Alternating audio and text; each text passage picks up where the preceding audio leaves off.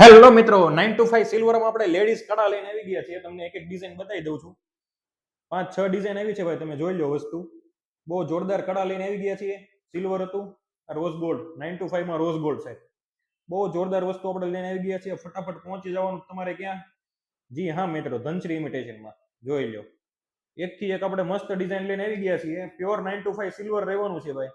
તો ફટાફટ પહોંચી જજો ધનશ્રી ઇમિટેશનમાં. રીલને શેર કરવાનું ભૂલતા નહીં, પેજને ફોલો કરવાનું ભૂલતા નહીં. બાકી જોઈ લો ભાઈ.